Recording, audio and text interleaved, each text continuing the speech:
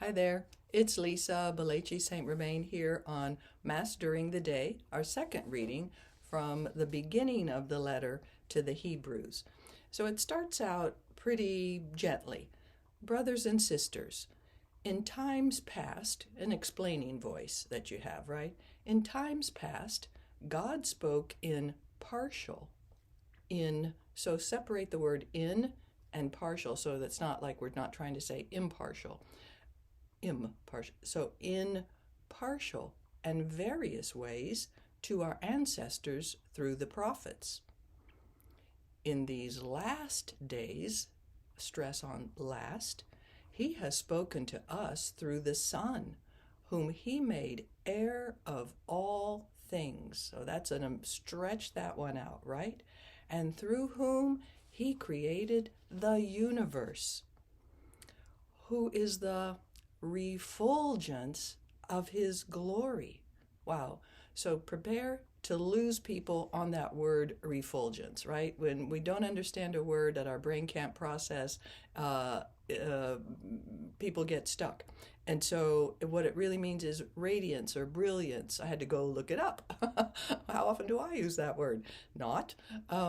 Too bad that they didn't put radiance, use the translation of radiance or brilliance here, because we're going to lose people. And so somehow, when you say refulgence, the refulgence of his glory, maybe you stretch out that fullness enough so that people get the context or get from, from the way you say it, the context, right? The very imprint of his being. So after you say the refulgence of his glory, pause a bit, let them collect again, because this next one, the very imprint of his being, isn't that the coolest thing? Jesus, the Son, is the imprint of God's being. That's just the coolest thing ever. So don't let that one get lost while we're still figuring out what refulgence means. And who sustains all things by his mighty word. So the Son, whom he made heir, through whom he created the universe, who is the refulgence, and who sustains. So there's 4 lines here, 4 parallels in this reading to the Hebrews. Now, so we're going to pause on that. And who sustains all things by his mighty word. Mighty word. Okay, that's Jesus.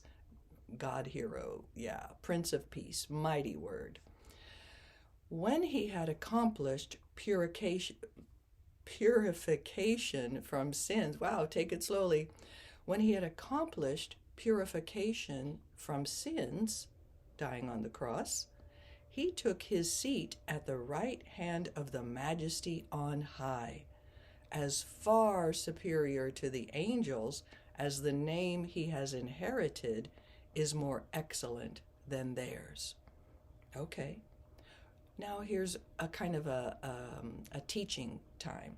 For to which of the angels did God ever say, "You are my son, this day I have begotten you"? Or again, "I will be a father to him, and he shall be a son to me"? And again, when he leads the firstborn into the world, he says, "Let all the angels of God worship him." Okay, so we're smiling at the end because we're talking about Jesus being elevated, raised by God, the imprint of God, the fullness and the brilliance of God. Amazing. All right, but it's Paul who does it. So take your time and make sure you get the parallels and the phrasing that you want. All right, God be with you.